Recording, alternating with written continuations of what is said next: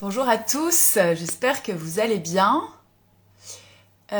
Aujourd'hui, je vous propose un live avec Éléonore qui va nous rejoindre bientôt. On va parler de son parcours qui est hyper intéressant. Éléonore, aujourd'hui, elle est coach professionnelle. Elle va pas tarder à arriver. Ah, je la vois. Très bien. Je la vois. Hop. Ça devrait pas tarder. Allô? Ah, super, trop bien. Voilà. Oula, attends, je recule un petit peu. Salut Éléonore. Salut Marion. Je vais Comment tu vas? très bien. C'est mon premier live, alors voilà. Ouais, bah, bienvenue. Un nouvel Ouais, exercice. merci beaucoup. Merci beaucoup de m'avoir proposé. Bah, avec grand plaisir. Merci d'avoir accepté. Je suis trop contente. Aujourd'hui, on va parler de plein de choses et tu vas notamment nous partager ton parcours. Bonjour à tous ceux qui nous regardent, qui sont en live. Faites-nous un petit coucou. Bonjour à ceux qui regardent en replay aussi. Laissez-nous un petit commentaire, voilà. Et puis, bah, on va y aller. Moi, je me présente d'abord pour ceux qui ne me connaissent pas. Je m'appelle Marion. Moi, je suis coach en changement professionnel. Donc, j'accompagne les salariés qui sont en perte de motivation, en perte de sens, et je les aide vraiment à retrouver de la motivation au travail et vraiment à se créer une vie professionnelle qui leur ressemble. Voilà. Et donc, je vais te demander, Éléonore, de te présenter à ton tour. Ouais, On va commencer par là. ouais, commençons. Alors, donc, je m'appelle Éléonore, j'ai 34 ans. Je commence toujours par la famille parce que c'est quand même important pour moi. Donc, je suis mariée, je suis maman de 3 enfants. Et j'habite au Luxembourg donc depuis 6 ans et depuis 6 mois et donc je suis coach professionnel. Un petit peu comme toi, je suis spécialisée dans tout ce qui est transition professionnelle, mais je pars vraiment de la première orientation. Donc je m'occupe aussi de l'orientation des jeunes et ensuite j'accompagne tous les changements qui peuvent arriver au cours de carrière, etc. Donc j'aide mes clients à faire cette transition, à changer de travail, à prendre un nouveau poste ou à faire une reconversion. Donc voilà. Donc Hyper intéressant. voilà, je suis tout le cycle de la carrière, vraiment de la première orientation à même pourquoi pas coacher un jour les gens qui partent en retraite. Ah bah voilà, s'il y a des gens qui sont dans ce cas-là, n'hésitez pas. C'est hyper intéressant. Et moi, j'adore le fait que tu coaches notamment des jeunes qui sont en questionnement sur leur orientation. C'est vraiment pas facile. Enfin, je sais pas, je pense que c'est 16, entre 16 et 18 ans, j'imagine, comme âge. Ouais. Et alors, toi, est-ce que tu peux nous raconter comment tu as vécu cette période-là? Parce que j'imagine que ça doit faire écho. Et quel parcours tu as eu? Comment ton parcours a commencé Ouais. à cet âge? Alors juste une petite question. En fait, je coach ouais, beaucoup les. Que ce dont je me rends compte dans mes coachings, c'est que souvent les gens en milieu de carrière que je coach, c'est souvent des gens qui sont mal orientés.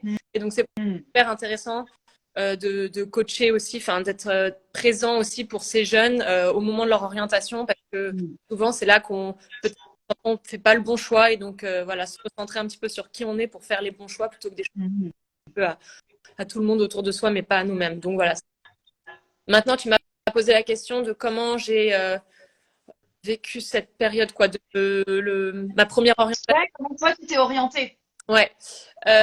Écoute, donc moi, j'ai un parcours un peu particulier, peut-être française, mais j'ai pas beaucoup habité en France finalement. Donc j'étais en Angleterre, j'ai habité à Londres 15 ans et donc j'étais au lycée français et donc moi au moment de mes choix d'orientation, c'était plus se dire est-ce que je fais faire mes études en France, est-ce que je retourne un peu dans ce que je connais, le système français, et ou est-ce que je plonge un peu dans l'inconnu et je reste à Londres, mais je change de système parce que j'étais au lycée français et je rentre à l'université anglaise, donc c'était un petit peu Mm, des questionnements. Après, j'étais assez passionnée par tout ce qui était le monde politique, la politique, la géopolitique, donc ça, au niveau du sujet, je savais ce que je voulais faire mais c'était plus au niveau du système d'éducation que j'ai ouais. choisi. C'est marrant parce que je te coupe, mais moi je me suis posé exactement la même question puisque j'ai grandi à l'étranger aussi. J'étais dans le système français, mais j'ai aussi grandi à l'étranger. Ouais, Et c'est vrai qu'en général, les enfants d'expat ou qui habitent à l'étranger se posent cette question-là ouais, parce qu'on a du mal à rentrer dans le moule d'un système français qui peut être un peu très classique ou même très élitiste. ouais, Et du coup, il y a souvent cette question qui se pose Ouais. En fait, est-ce que je vais dans le système anglo-saxon ou est-ce que je reste dans le système français? Ouais, c'est ça. Et puis moi, c'était bon, j'ai fait le bac français, etc. général. Donc c'est quand même dans un certain système. Et pour moi, c'était vraiment sortir de ma zone de confort, même en étant à Londres, d'aller me confronter à un nouveau système. Après, j'avais plein d'amis qui étaient franco-britanniques, etc. Donc ça parlait beaucoup. Je me sentais quand même vraiment tentée. Et en même temps, je me disais, ah, mais est-ce que je vais y arriver? Et finalement, c'est peut-être un peu une constante dans mon parcours, c'est que j'essaie de sortir un peu de ma zone de confort et je suis allée à l'université anglaise. Donc, Mhm. là, c'était un bachelor de 4 ans, un peu en sciences politiques, on va dire, pour simplifier. Et ensuite, j'ai travaillé, j'ai fait un stage à Vienne, dans la diplomatie, dans le monde diplomatique pour l'Union européenne. Et ensuite, j'ai revenu faire un master à Londres euh, après cette expérience. Puis après, je suis retournée à Vienne, mais bon, on en parlera. Donc voilà, donc j'ai commencé. Le sujet, je dirais, enfin, moi, j'étais vraiment. On m'a toujours dit chez moi, il faut faire ce qu'on aime. Et c'est vrai que c'était le sujet me. Maintenant, je ne savais pas trop exactement ce que je voulais faire après ça, mais pour ce qui est de la première orientation, j'ai vraiment suivi ce qui Ah, c'est trop cool. m'intéressait. C'était plus, voilà, plus au niveau des systèmes, etc., où Ouais. aller faire des études de politique, quoi. Et qu'est-ce qui te plaisait dans la politique? Je, je, je- Vaste question. Ouais, si, j'ai toujours été intéressée par la politique. Déjà, on était en Angleterre. Moi, j'ai toujours, parce que j'ai quand même vécu 15 ans de mes 13 ans à mes 28 ans, en gros, en Angleterre. Et donc, quand t'es pas dans ton pays, bah, tu t'intéresses déjà à ce qui se passe dans ton pays, encore plus, je trouve. Je sais pas, c'était un peu peut-être une manière de me raccrocher, enfin, je sais pas, de garder un peu un lien avec la France. Donc ça, ensuite, on a toujours eu, on est dans une famille où on a toujours beaucoup de débats. Voilà. Donc D'accord. c'était des sujets qui étaient chez nous, on parlait beaucoup. Et qu'est-ce qui m'intéressait? C'est peut-être pas la politique en soi qui m'intéressait, mais plus la géopolitique, les relations entre les États, etc. Ça, je sais pas, ça me parlait beaucoup, notamment l'Union européenne. Je me sentais, bon, à l'époque, l'Angleterre était encore, Ouais. le Royaume-Uni était encore dans l'Union européenne, et je sais pas, c'était le côté européen me parlait beaucoup, peut-être parce que c'est mon pays Mhm. d'origine, et que, je sais pas, ça me parlait beaucoup de me sentir européenne, etc. Tous ces sujets m'intéressaient, quoi. Voilà. Ah, c'est hyper intéressant parce que du coup, c'est le fait de grandir à l'étranger Ouais, qui aussi, du coup, t'as finalement peut-être rapproché de la France dans ton orientation, quoi. Il y avait un peu ce truc de je choisis mon orientation par rapport à mon pays, en fait. Tu vois, c'est hyper ouais, intéressant. Et du coup, ma culture, le système scolaire et tout, c'est OK. voilà. Et donc, du coup, petit à petit, c'est la diplomatie, parce que donc au début, tu m'as dit plutôt la politique, et petit à petit, tu arrives sur le chemin de la Ouais. diplomatie, c'est ça? Oui, c'est ça. J'ai eu un stage à Vienne génial. Puis j'avais aussi fait un stage pour la diplomatie française pendant mes études, pendant mon bachelor, pendant 6 mois à Genève. Donc ça m'a permis d'avoir mon stage à Vienne, etc. Et puis c'était vraiment, alors là pour le coup, c'était un secteur dans lequel je me sentais super bien. C'était vraiment, enfin je me sentais vraiment bien. J'avais l'impression d'être à ma place dans ce secteur. Donc surtout notamment à Vienne où ensuite j'ai fait d'abord un stage puis après j'y suis retournée pendant 1 an et demi après mon master parce qu'on m'a réembauché 1 an et demi. Et non, c'était une expérience incroyable professionnelle.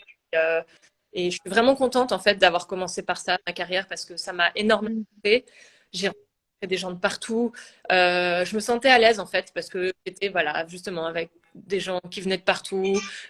Je sais pas, je me sentais vraiment dans mon élément. Et puis les sujets m'intéressaient aussi. C'était tout ce qui avait trait au nucléaire iranien, etc. Enfin, c'était en lien avec mes études. Donc, ce début de carrière a Mhm. été vraiment très, très enrichissant.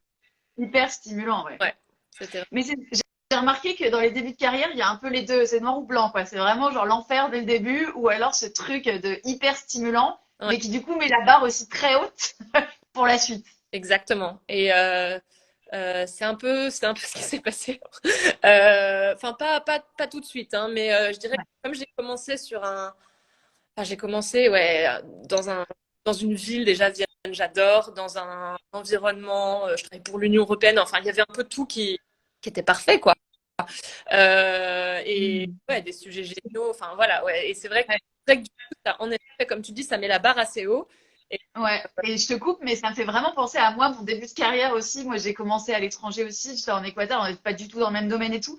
Mais tu vois, l'émotion là que tu essayes de transmettre, qui est ce truc de je me sentais vraiment à ma place, j'apprenais, je rencontrais plein de gens. Moi aussi, je voyageais énormément et je pense que je m'identifie beaucoup à ça parce que moi, c'est ce que j'ai vécu aussi, tu vois, ce début de carrière hyper stimulant. Et finalement, moi, je me posais pas trop de questions, genre juste j'y allais, tu vois, parce que j'apprenais, j'emmagasinais, et genre tout était une découverte tout le temps, quoi. Ouais. Non, mais c'est ouais, c'est ça. Et c'est ça. En fait, je crois que je me posais pas. Enfin, si je parle à mes parents, ils vont me dire que non, mais j'ai l'impression, si je looking back, comme on dit en anglais, que je me posais pas beaucoup de questions et que mais je m'en posais probablement quand même pas mal. Mais en tout cas, à cette époque, j'étais professionnellement, c'était vraiment, j'étais bien, quoi. Ouais. Hmm. Et alors, qu'est-ce qui s'est passé après? Parce que c'est quand même le sujet. Qu'est-ce qui s'est passé? Non, alors bon, d'abord, je suis mariée, je vais. J'étais à Vienne et en partant à Vienne, je savais déjà que j'allais au bout d'un an et demi revenir à Londres. J'avais dit à mon mari à l'époque, je suis assez jeune, donc laisse-moi faire cette expérience à Vienne, c'est vraiment important pour moi, pour ma carrière. Et ensuite, je reviens à Londres, on verra où on ira, mais on verra ce qui se passera. Mais en tout cas, on avait fait cette promesse que moi, voilà, je Hmm. viendrai, voilà. Donc, je suis revenue à Londres et pendant quelques années, j'ai eu aussi un job hyper intéressant. Alors, c'était pas dans le même secteur, c'était dans une ONG, une grosse ONG nationale de lutte contre la corruption. Et je me spécialisais dans le secteur de la défense et la sécurité en Afrique. Donc, le lien avec mon ancien boulot, c'était déjà le côté international, mais aussi le fait que j'avais travaillé sur des sujets de sécurité internationale euh, à Vienne. Et du coup, voilà, c'est un peu comme ça que le lien s'est fait. Et j'ai travaillé donc pendant 3 ans et demi dans cette ONG. Et honnêtement, alors j'étais peut-être pas aussi à l'aise que j'ai pu l'être à Vienne, mais j'étais bien aussi. C'était chouette. Et là, pour le coup, complètement différent.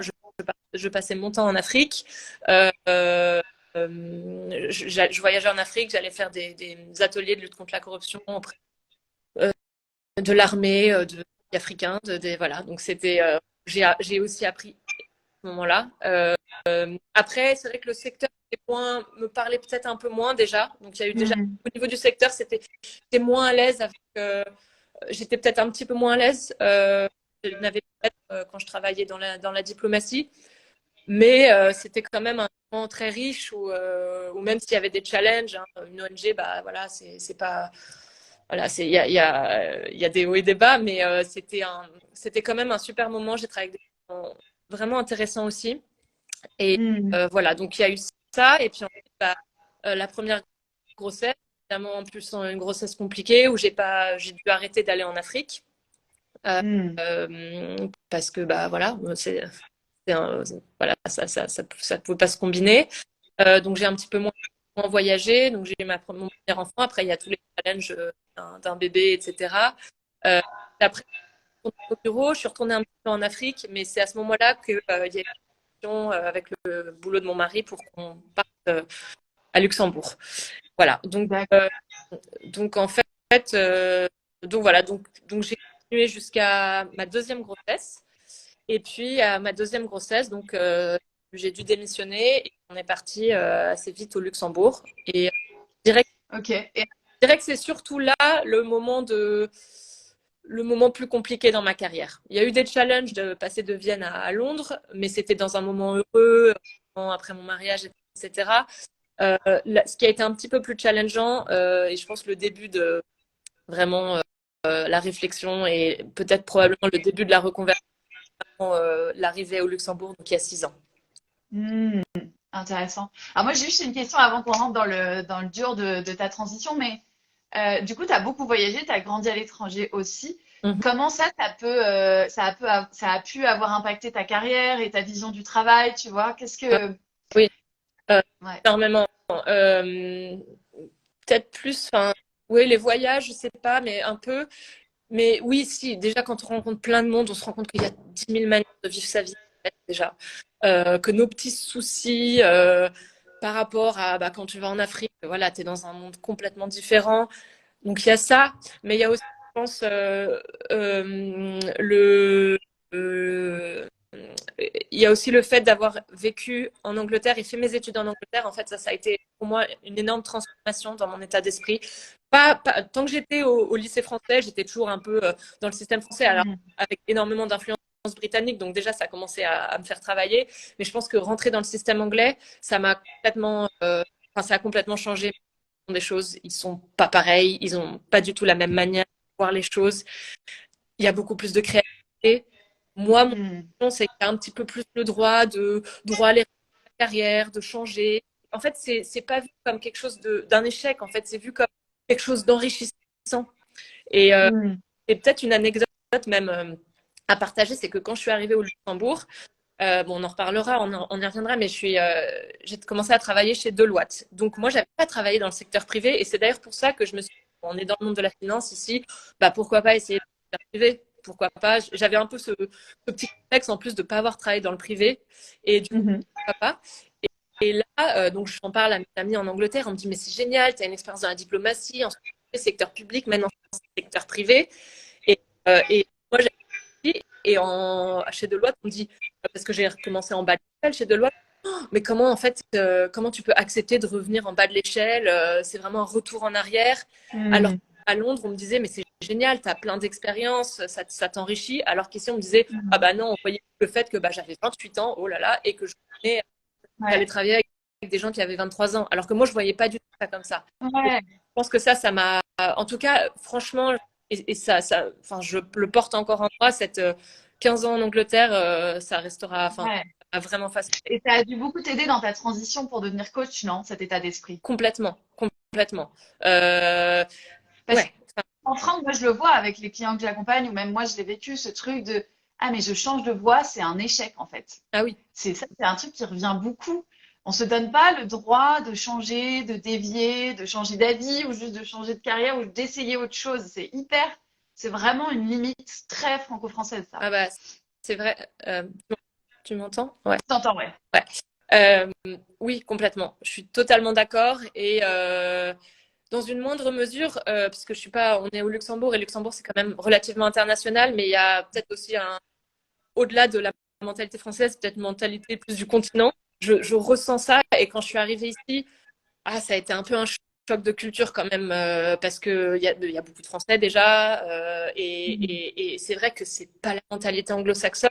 Moi, moi, ça fait entièrement partie de moi et c'est vrai que ça a été assez dur au début d'arriver dans ces milieux où, en effet, on fait un peu comme ça et voilà, tu reviens en arrière, tu, tu commences Mhm. 3 grades en dessous, bah, c'est un échec parce que t'es pas à 3 grades. Enfin, moi, Mhm. ça me parlait pas du tout.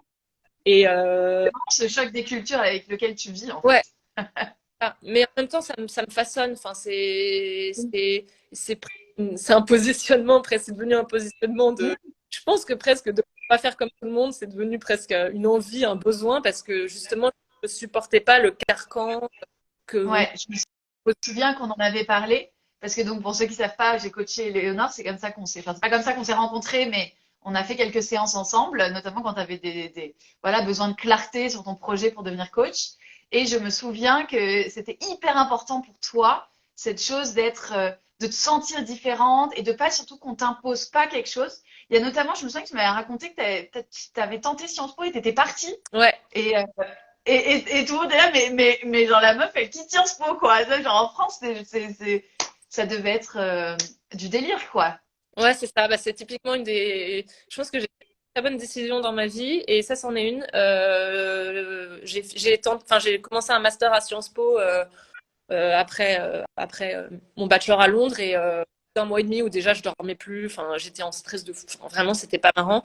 J'ai fait une présentation, j'ai essayé de faire vraiment le truc le plus francophone possible et tout, et puis le prof m'a dit non mais va t'asseoir, non mais vous voyez c'est exactement ce qu'il faut pas faire, ça c'est les Français qui ont fait leurs études en Angleterre et qui essayent de faire semblant qu'elles comprennent en fait la structure d'un exposé. Enfin il m'a humiliée devant tout le monde. Enfin, j'ai mis 4 ans à avoir confiance en moi dans l'université anglaise parce que c'était pas fait en tant que française qui a peur de parler, etc. Je me suis dit, je vais pas me faire détruire. Prof de la cour des comptes, enfin voilà, c'était En fait, je pense que, et à partir de ce moment-là, je me suis dit, OK, je me laisse pas abattre par ce genre de personnes, par ce genre de mentalité. Je suis partie de la salle, je suis jamais revenue. Et franchement, quand je regarde toutes les décisions que j'ai prises, c'était la meilleure décision. Et en effet, j'avais la moitié des gens qui me disaient, ça va pas, TV, qu'est-ce que tu fais, quoi. Et au Mhm. final, c'est après ça que je suis partie à Vienne et où j'ai eu la meilleure expérience professionnelle. Donc, voilà. Ouais, Mais, mais oui, je pense que j'ai un truc de, je sais pas, peut-être un besoin, oui, un peu différente ou un peu. J'aime pas trop les moules et dans un moule. Donc, ouais, mais du coup, c'est une valeur qui est hyper forte. Je trouve ça trop beau parce que même dans ta façon d'accompagner, ça va t'aider justement à faire sortir les gens du moule dans lequel ils sont. Et ça, c'est hyper important quand on est coach. bah, complètement. Je pense que surtout les gens qui sont en. Bah, déjà, si, même les jeunes, ils sont déjà dans le moule parental et c'est normal et c'est très bien et c'est normal. Mais de temps en temps, on s'oublie un petit peu dans ce truc-là et on essaye de Mhm. répondre aux attentes finalement de tout le monde sauf de nous-mêmes. On s'oublie un petit peu dans le processus. Et donc, moi, mon job, c'est à la fois pour les étudiants, pour. Bah, je coach beaucoup de gens qui ont eu 1 ou 2 ans, qui disent, ah, mais en fait, je fais quoi de ce que j'ai fait jusqu'à présent? Donc, c'est aussi de leur dire. Et, enfin, c'est OK, en fait, s'ils ont d'autres idées, que c'est pas un renoncement, que c'est pas un échec, que Ouais, c'est finalement normal, en fait, de se poser ouais, des questions, de réajuster. Ça, c'est vraiment quelque chose qui est très important pour moi dans mes accompagnements. ouais. C'est de faire aussi culpabiliser. Je me rends compte qu'il y a beaucoup de culpabilité, de, Mhm. bah, par exemple, quelqu'un qui a fait du droit, et tout d'un coup, c'est pas forcément, c'est plus trop mon truc, ou c'est plus comme ça que je veux vivre ma vie, ou, et ben, c'est OK. C'est se donner le droit de changer, quoi. Ouais, se donner des pressions et pas culpabiliser parce que tu as une autre idée, parce que ça ressemble pas à ce que font les autres. C'est pour moi. Et ça, je pense que c'est un vrai. Ah, c'est hyper cool. Alors du coup, si on revient, donc tu as parlé des mamans que tu coaches, on peut peut-être revenir du coup à, je pense, à cette période où toi tu arrives, d'après ce que je comprends, à Luxembourg. Ouais. Donc tu as quoi, deux ou trois enfants à ce moment-là, je sais plus. Ouais. Non, deux, quand je suis arrivée. Deux. Ouais, ouais, c'est ça. Ouais. Et alors qu'est-ce qui se passe? Donc tu rentres chez Deloitte, Ouais, c'est ça? je rentre chez Deloitte. Après, franchement, ça a été 2 ans. Alors, pas très marrant, hein, je dois l'avouer, mais j'ai quand même beaucoup appris. J'essaie quand même de garder. Il y a toujours des choses que j'ai appris partout où je suis allée. Et même si, clairement, je voyais déjà que la finance, c'était pas mon truc. Enfin, je le savais hein, au fond de moi avant, mais je m'étais dit, bon, allez, je me fais un peu violence, j'essaye, on verra. J'ai quand même appris des choses, une rigueur, une manière de travailler, mais clairement, avec 2 enfants, c'est. Enfin, je sais que peut-être qu'il y en a qui nous écoutent et qui arrivent. Bravo, parce que j'ai réussi. Mais enfin, je voyais pas le truc. J'arrivais pas à me dire, je te fais 8 heures chez Deloitte, enfin 8 heures chez le client, ensuite tu peux un peu rentrer chez Deloitte, ensuite t'occuper des enfants. Enfin, je voyais le truc, ça paraissait compliqué. Et du coup, je me suis fait embaucher par Ouais. une banque en projet pour Deloitte. Et là, je me suis dit, bon, bah, à la banque, ça sera peut-être un petit peu plus le rythme sera peut-être facile Ouais. avec des Et enfants. je te coupe, mais ça c'est hyper important parce que tu l'as dit d'ailleurs un peu au début, mais je me souviens qu'une de tes valeurs très fortes, ta première valeur, c'est la famille. Oui. Donc ça c'est aussi important dans la façon dont tu accompagnes. Ah oui, oui, oui, oui, complètement. Ouais, non, je pense que j'ai beau retourner le problème dans les sens et je pense que d'un certain point de vue, je suis carriériste, j'ai une belle carrière et tout, mais toujours marcher avec ma famille. En fait. Si la famille, ça marche pas, je serais pas en adéquation avec le job. Donc ouais, donc ça, c'est important et c'est pour ça que je suis allée dans cette banque. Et là aussi, j'ai appris plein de choses, fait des rencontres, etc. Mais là, je pense qu'à ce moment-là, ça m'a rattrapé. Genre, le fait de me dire, en fait, c'est juste, c'est pas moi, enfin, c'est pas ce qui m'intéresse. J'arrivais plus à me dire, enfin, non, j'avais plus envie, en fait. C'était, pour moi, c'était pas, je voyais l'intérêt concret, mais pour moi, ça c'est assez, je sais que c'est peut-être un peu cliché de dire ça.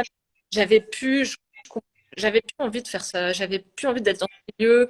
Euh, le- les jobs, il y avait des tâches qui pouvaient être intéressantes ou des projets intéressants, mais de manière générale, globalement, moi, je me sentais pas alignée à tout ce qui se passait dans ce là. Je ne pas à m'intéresser plus que ça. Et ça me semble pas. Généralement, je suis très curieuse et donc j'ai besoin de comprendre. Et là, genre, même moi, j'avais pas envie. En fait, je me rendais compte que ça m'intéressait pas plus que ça. Donc, donc voilà, Et il y a un moment où, ouais. comment tu l'as vécu, genre physiquement, avec tes proches, ça a eu des répercussions, j'imagine. Enfin, Physiquement, comment je l'ai vécu, la dernière année a été très difficile. Et, enfin, je dormais plus. Enfin, j'avais des grosses insomnies. En plus, donc entre-temps, j'ai commencé en troisième. Donc trois enfants, euh, euh, énormément stressée. Et puis, enfin, je rentre le soir, même pas très tard, parce que la banque te permet de ne pas rentrer très tard, mais même tu rentres à 18h30, tu as encore la table du petit-déj qui va démarrer. T'es stressé, donc ça va avec les enfants, c'est compliqué. Enfin, bref, tout ça fait que, ouais, je me suis dit, ok, il y a quelque chose qui ne va pas, et ça, je le savais depuis longtemps, que ça ouais, devait changer, mais entre le moment où tu dis, ok, clairement, il y a quelque chose qui ne va pas, il faut changer, et le moment où tu changes, il y a un peu de temps. ouais, un peu de temps. Alors toi, est-ce que tu as un souvenir de vraiment un moment où tu t'es dit là, c'est plus possible ou un truc qui a été un peu un déclic? Euh, Ou est-ce que justement c'était un peu progressif comme ça et non, puis oui, je me rappelle, ma dernière année, il y a eu en fait, un réveillé, enfin, c'était le réveillon, enfin, le 1er janvier, donc pas cette année dernière, je me suis réveillée et je me suis dit, à chaque fois, on fait comment on dit, c'est quoi tes bonnes résolutions et tout. ouais. Hein, et en fait, je me suis dit, en fait, je peux pas recommencer mon année de manière misérable. Enfin, je peux pas, parce qu'à chaque fois, enfin, c'est un peu typique, mais tu rentres de vacances, tu te dis, mais enfin, comment je vais faire pour survivre? T'attends que les vacances, le week-end, etc. Et là, il y a eu ce moment, le 1er janvier, où je me dis, non, mais en fait, là, j'ai plus d'envie, en fait, enfin, quelles sont mes résolutions? Bah, je sais pas, en fait, parce que comme je suis pas bien dans mon boulot, bah, j'ai plus envie de rien et je perdais mon ambition, alors que je pense que de base, je suis une personne quand même très ambitieuse, pas très ambitieuse, mais ambitieuse. En tout cas, j'ai envie de beaucoup de choses. Et là, je Hmm. perdais ça, quoi. Je perdais mon ambition, je perdais progresser. Et donc, je me suis réveillée là, en me disant, non, mais c'est pas possible, il y a quelque chose qui doit changer. Sauf qu'à ce moment-là, j'avais pas encore les idées très claires. Je savais que ce monde de la finance, en tout cas cette banque à ce moment-là, mais j'avais pas encore, enfin, je Ouais, savais pas. ouais, t'avais pas mis le doigt dessus. Et est-ce que tu en parlais avec ton entourage? Comment t'as géré ça? Est-ce que tu t'es fait Ouais, accompagner? Je sais pas. alors, enfin, c'est bizarre. C'est-à-dire que j'avais pas encore les idées claires, mais j'avais quand même quelques graines ici et là que j'avais semées, parce que clairement, le coaching avait commencé déjà à m'intéresser. J'avais déjà fait des recherches, mais je prenais pas ça trop au sérieux parce que de toute façon, même si ça m'intéresse, je suis pas en état de profiter, les enfants dorment pas. Et pas, j'avais quand même semé quelques graines, des recherches, etc. Et puis, euh, en fait, mon entourage, bon, alors mon mari, toujours, enfin, 100% présent dans toutes mes réflexions et tout, donc ça, il a toujours été là et tout, et je pense que il vit au quotidien, mais etc. Donc ça c'est très Trop cool. génial. Mais je Mm. trouve qu'avec le reste, j'ai en fait attendu d'avoir les idées plus claires pour leur parler. Euh, En Mm. tout cas, pour parler concrètement. Ouais.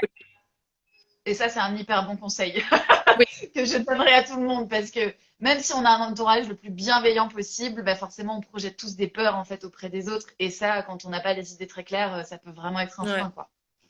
Non, je me rappelle mais en fait, c'est bizarre parce qu'à la fois, j'avais pas les idées claires le 1er janvier, mais c'était tellement un moment où j'étais au fond, enfin, vraiment pas bien. Et, et en fait, j'ai dû m'inscrire à ma formation de coaching le 18 janvier. Donc, en 3 semaines, en fait, je suis bien au fond. Et puis, je suis remontée assez vite en disant, en fait, non, là, Dingue. euh, c'est plus possible. Ok, on sait que c'est plus possible. Je ne peux pas commencer toutes mes années comme ça ou après les grandes vacances, c'est plus possible. Donc, tu fais quelque chose. Donc, j'ai repris mes recherches de coaching.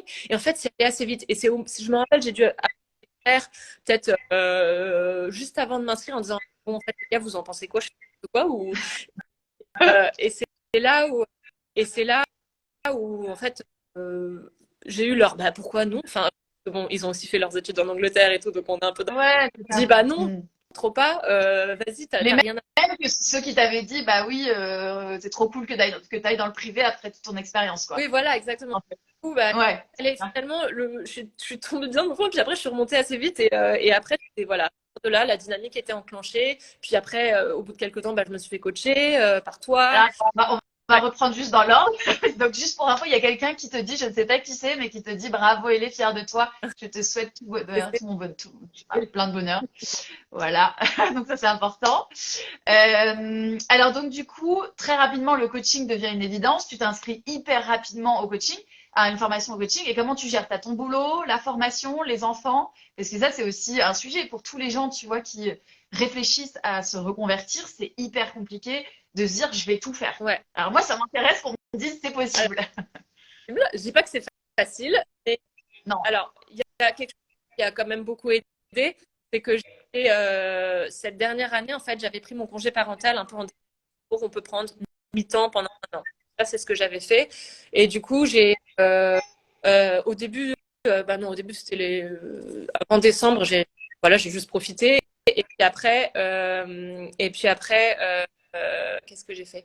Euh, euh, donc tu ouais. profites au début et Et ensuite, après, qu'est-ce que j'ai fait? Euh, donc, oui, donc, pardon, je prends le fil de. Donc au début, j'ai profité, et puis ensuite, bah, enfin, les 2 tiers restants, bah, je faisais ma formation en soir. d'accord. Donc, j'avais 2 jours et demi par semaine où je bossais. Et ensuite, le soir, bah, je faisais la formation parce que c'était une formation donc, en direct, mais en visio. Euh, et donc, j'avais le mardi soir et le jeudi soir, je suivais mes cours. Et puis, les enfants, bah, ouais, c'était assez chargé, quoi. Hmm, d'accord. Voilà. Et finalement, en fait, comment t'as su que c'était ce que tu voulais faire? Parce que donc tu m'as dit, j'avais un peu le coaching en tête, je m'étais renseignée. Et après, t'as jumpé direct, je me suis inscrite à une Ouais. formation. Est-ce que quand tu t'es inscrite à cette formation, dans quel mood t'étais? Parce que moi, je me souviens que quand je me suis inscrite à ma formation en coaching et j'étais en CDI, donc j'avais toute la sécurité, ça ne m'engageait à rien, Ouais. mais j'étais en panique totale dans mon cerveau. Complètement. Genre, donc je sais pas toi comment tu l'as vécu. Mais alors, j'étais complètement. C'est pour ça que j'ai appelé mes frères et tout. Je disais, mais est-ce que je fais une folie? Il fait, mais attends, en fait, là, t'as pas quitté ton job. T'inscris juste à une formation, relax. Ouais, ça va être peut-être un peu difficile de tout combiner, mais relax. Donc, Clair. C'est hyper important. Enfin, vraiment, je le souligne parce que le nombre de fois où notre cerveau nous fait croire qu'on est en danger de mort alors qu'on est en soi, rien n'a changé à part une inscription à une formation, quoi. ouais, mais je me rappelle que j'avais. Oui, mais parce que dans ma tête, je me disais, c'est quand même. En fait, je pense que si on inscrit, c'est le début. C'est le Ouais, c'est début. ça. En fait, ça va pas s'arrêter. C'était la peur de ça, quoi. Euh, mais, euh, mais le coaching, ouais, non, mais j'ai repris mes formations, mais il y a quand même eu 2, 3 autres moments où en fait, j'ai eu beaucoup de coaching, bah, surtout à Luxembourg, on avait pas mal de coaching ou de formation, etc. Et à chaque fois, c'était des personnes qui étaient des coachs, et souvent, à la fois, j'étais hyper intéressée par ce qu'elles racontaient, puis je me disais, en fait, c'est tellement efficace. Donc, Mhm. il y a eu plein de petits trucs qui fait que j'en suis arrivée là. Mais ouais, ça a pris de temps, et puis après, en effet, ça s'est pas arrêté, quoi. Est-ce que j'aimerais bien qu'on revienne aussi sur le moment où bah, tu m'as contacté. Alors, je sais plus à quel moment c'était de ta formation, mais je me souviens que tu étais en formation et que c'était un moment quand même compliqué. Alors, tu vas nous expliquer, mais tu avais encore des croyances sur le coaching, sur le fait que tu te mettes à ton compte, sur le coaching en tant que métier aussi, voilà. Est-ce que tu peux nous parler un peu de cette époque? Parce que finalement, bon, tu t'es lancé dans la formation, mais entre ça et je me suis mise à mon compte, j'ai trouvé mon positionnement, j'ai lancé mon site internet et j'ai des clients. Tu vois Ouais. comment ça s'est passé pour Ben, toi? c'est vrai que j'étais vraiment intéressée et tout de suite, genre, je suis rentrée dans ma formation, j'étais assez géniale, c'est exactement ce que je veux faire et je me sentais bien. Mais j'avais évidemment ces espèces de croyances du début de me dire, est-ce que le coaching c'est un vrai métier? Je me rappelle une de mes. Je me disais, ma petite voix, elle me disait, genre, mais tout ça pour ça? Genre pourquoi t'as fait tout ça pour. Et en fait, et c'est des trucs vraiment que j'avais au début. Euh, et comment je m'en suis débarrassée? Bah, déjà, un, je me suis fait coacher. Et deux, en fait, je me rendais compte que c'était un mécanisme bah, qui allait m'empêcher en fait de progresser. C'est d'essayer de me rationaliser tout. Et je me suis dit, en fait, si je continue à faire ça, en fait, je vais juste aller nulle part, en fait. Et donc, sur le coaching n'est pas un vrai métier. Bah, j'ai fait ma formation pendant un an, une super formation. J'ai bien vu que c'était un vrai métier. Des coachs génial, prof génial, enfin, top. Donc, je me compte en plus que quand c'était bien fait, notamment parfois, quand on fait bien coacher, la puissance, les changements que ça implique. Enfin, ma fille, en fait, ça m'a complètement transformée. Le coaching, que ce Mm. soit c'est un mélange de me coacher, faire ma formation et m'entourer de gens, des bonnes personnes euh, qui sont soit qui gravitent autour, soit qui connaissent ces sujets-là. En fait, c'est complètement transformé mon état d'esprit. Pas comment te dire exactement, mais je sais que je suis partie il y a un an, j'étais en mode non, je veux faire du coaching, mais en fait, enfin, c'est quand même pas très sérieux tout ça. Ah, maintenant, je suis convaincue que c'est ce que je veux faire et je sais que enfin, c'est bien fait, c'est vraiment un hyper puissant, quoi. Donc, Je te coupe, mais c'est hyper intéressant ce que tu viens de me dire, parce que tu m'as dit en un an, j'ai changé d'état d'esprit et tu as vraiment donné les clés, parce que ça peut fonctionner pour une transition pour devenir coach, mais ça fonctionne pour tous les métiers, je pense. ouais, ouais, Et vraiment, la première clé, c'était essayer, quoi. ouais, Se former, y aller, parce que dans ta formation, j'imagine, il y avait des cas pratiques en plus où toi, tu t'es fait coacher et t'as coaché. Donc ça, c'est hyper important. Et en fait, c'est en passant à l'action et en voyant si on se sent à sa place dans ce nouveau métier que voilà, on valide le truc ou pas. Tu as parlé de ça et tu as parlé aussi de l'entourage, hyper important, de s'entourer des bonnes personnes quand on est en transition, des gens qui vont, alors pas juste qui vont aller dans notre sens, mais voilà, qui vont nous stimuler, qui vont pas être des poids, mais qui vont plutôt nous tirer vers le haut, quoi. ouais. Après, je dois avouer que j'ai eu de la chance dans le sens où j'ai personne qui Euh, enfin, en tout cas, pas. Enfin, peut-être ils le pensent très fort, mais ils m'ont pas dit. Ça va pas la tête. Enfin, j'ai eu la chance où j'ai pas eu ça. Euh, Super bien. Parce que je pense que quoi, dans ma famille, voilà, il y a quand même peut-être une ouverture d'esprit assez, voilà. Mais peut-être moi, ma peur, c'était que mon père se dise, bah, c'est quoi ce truc? Mais au final, pas du tout. Je pense qu'aussi lui, il a pas mal fait depuis. Ouais, et c'est ça qui est cool quand on est coach, c'est qu'on fait Ouais, cheminer les autres avec nous aussi. exactement. Ça, c'est hyper Et cool. puis, Mm. Ouais, mon père, c'est pareil. mais ouais, l'entourage et oui, et puis en fait, moi j'ai envie de me dire, est-ce que je vais regretter d'avoir essayé? Et en fait, à la fin de ma vie, est-ce que je vais Mm. regretter d'avoir essayé ça? Et en fait, non. Enfin, à aucun moment. Par contre, est-ce que je vais regretter si je reste 20 ans dans un monde ou dans une entreprise? Ah oui, là, c'est sûr que je vais regretter. Donc, de temps en temps, c'est un peu bon, ça peut paraître compliqué, mais Ouais, est-ce alors ça, c'est ma question suivante, du coup, c'est donc parce que tu as fait ta formation au coaching, qu'est-ce qui t'a poussé à te mettre à ton compte? Est-ce que tu vois, tu n'aurais pas pu envisager d'être salarié en tant que coach ou de rejoindre un collectif de coach, j'en sais rien. Comment est-ce que cette décision-là, elle était évidente pour toi d'être toute seule à ton compte ou pas forcément? euh, dans un premier temps, oui. Ouais, dans un premier temps, j'avais envie de ça. Euh, est-ce que c'était évident? En fait, je crois que oui. Je crois que je sortais d'une période en plus où euh, ouais, j'avais été dans un boulot où on me disait pas mal ce qu'il fallait faire tout le temps et tout, et j'avais envie en fait de me gérer moi-même, en fait, de gérer mon emploi du temps, d'être flexible. Euh, En fait, pendant un certain temps, je ne veux rendre compte à personne à part à moi-même et à mes coachés. J'avais plus envie, je pense, je suis encore dans cet état d'esprit que pour l'instant, je veux vraiment mener mon truc, l'emmener là où je veux, que ça me ressemble, parce que c'est un peu ce que je dis, construire une carrière qui vous ressemble, mais il faut d'abord enfin, que son projet Ah, ressemble. mm. Et donc, avant d'aller forcément rejoindre un cabinet de coaching ou quoi. Enfin, c'est pas, pour l'instant, c'est pas en tout cas quelque chose que j'ai envie de faire. J'ai vraiment envie de faire les choses Mm. pendant un certain temps, développer mon business. Et après, voilà, ça m'empêche pas de parler à d'autres entrepreneurs et d'être. Ouais, bien. Donc, Et qu'est-ce qui est pour l'instant, donc depuis que tu as commencé, comment tu vis ça, le fait d'être à ton compte? euh, Quels sont les cas, quels sont les trucs les plus difficiles? pour l'instant, honnêtement, enfin, j'aime beaucoup. Enfin, je vois peu de choses négatives. Peut-être le seul truc, c'est de travailler chez soi, parce que quand je travaille de la maison, quand on est chez soi, on voit tout ce qu'il faut faire et tout ce qui est bazar et tout. Donc, ça peut être un peu difficile. Euh, mais pour l'instant, je vois vraiment pas grand-chose. Enfin, je suis super contente en fait. Maintenant, D'accord. j'aimerais bien avoir mon cabinet, enfin pouvoir aller à l'endroit où travailler plutôt que d'aller dans la chambre de mon fils pour travailler. Ok. Voilà. Donc là, après, oui, la solitude, on en parle dans le quotidien d'entrepreneur.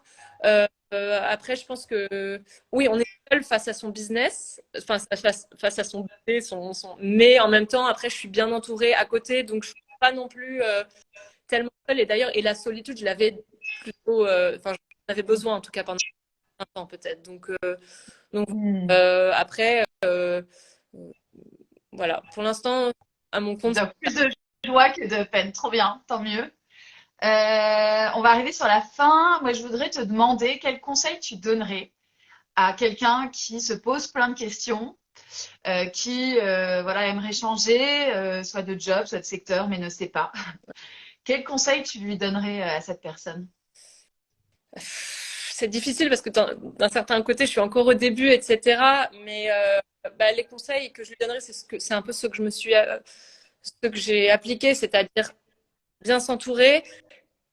On l'entend beaucoup, mais c'est tellement important. Et c'est vrai que faut s'assurer, en tout cas, que son entourage proche, enfin, ça marche quand même. Parce que c'est vrai que si dans son entourage très proche, je peux dire même conjoint ou pas, ça, c'est compliqué. Enfin, voilà, c'est quelque chose dont il faut vraiment parler.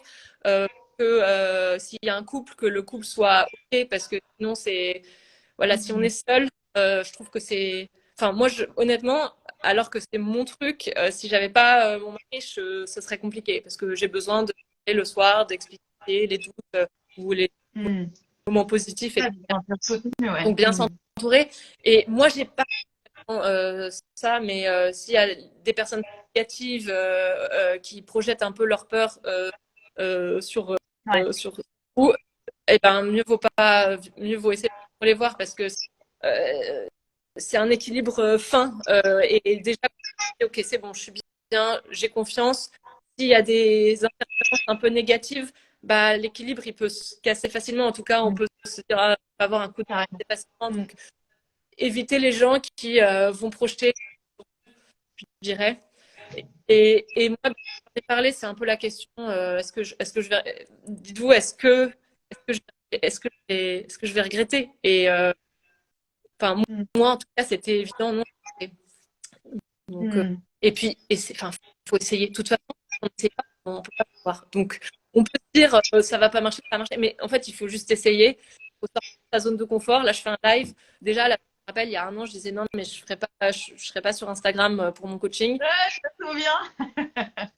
Euh, Je me souviens très bien, ouais. Donc, et en fait, bah, on parle, on se rend compte, on parle à d'autres entrepreneurs, on se rend compte qu'en fait, il y a quand même peut-être des choses et que même si c'est pas sa zone de confort, bah, il faut peut-être quand même se. Essayer, ouais. Donc, donc voilà. Et puis, enfin, là, je vais prêcher pour ma propre paroisse, mais franchement, moi, me faire coacher a énormément aidé parce que ça, Mhm. ça a transformé mon état d'esprit, mais vraiment quoi. Je suis partie il y a 2 ans en me disant, je quitterai jamais un CDI avec 3 enfants.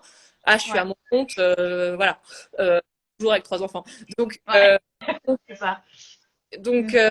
euh, donc voilà. Et ça, c'est grâce, entre autres au coaching. Donc Ouais. voilà. Je, Bah, merci pour ces conseils.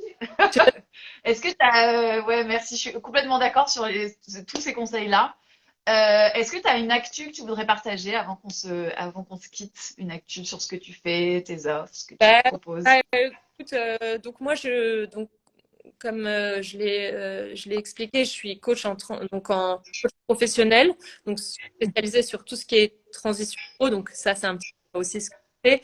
Après, moi, je fais vraiment un côté des jeunes, euh, partir vraiment pour aider les jeunes à faire vraiment les choix, les bons choix qui leur ressemblent au max au tout début, dans les premiers choix qu'on doit faire à 16 et 18 ans, parce que je pense qu'il y a beaucoup de choses qui se font à ce moment-là. Euh, S'en Mhm. rendre compte, en fait. On n'a peut-être pas la maturité, mais il y a quand même beaucoup de choses. C'est intéressant pour les jeunes de se poser les bonnes questions. Parler des formations pratico-pratiques. Moi, j'interviens presque avant, en fait, sur les Mhm. questions qu'il faut se poser. Et on a peut-être des réponses, mais au moins, c'est bien de se les avoir posées et de les avoir Ouais, ouais. faites. Mhm, carrément. Et puis voilà, donc j'ai vraiment un programme spécifique pour les jeunes. Et puis, bah, c'est des programmes enfin, des cycles de coaching pour tout ce qui est transition professionnelle. Après, c'est du sur-mesure par rapport à chaque personne et à chaque thématique, évidemment, mais c'est vraiment Mhm. top. Puis un jour, je ferai des coachings collectifs aussi. Chaque chose en soi. Cool, je suis trop hâte. Trop bien. Bah écoute, merci pour ton temps, Éléonore. Merci pour ton histoire. J'adore. C'était hyper cool d'en parler avec toi. Moi, je voulais aussi parler de mon programme donc, que je relance, parce que j'ai un programme de coaching collectif et que je relance en mai. Et vraiment, l'objectif, c'est en groupe de vous aider pendant 3 mois à vous construire une vie pro sur mesure. Donc voilà, donc si vous avez des problèmes dans vos vies professionnelles, vous avez le choix entre Eleonore, moi, ou les deux même. Un jour, on pourrait faire ça, travailler ensemble, ce serait trop bien. Voilà. Merci encore d'avoir pris le temps, c'était trop cool d'échanger. Merci beaucoup, Et puis Marie. merci, avec plaisir. Merci à tous ceux qui étaient là et à très vite. À bientôt, Marion. Merci. Bye.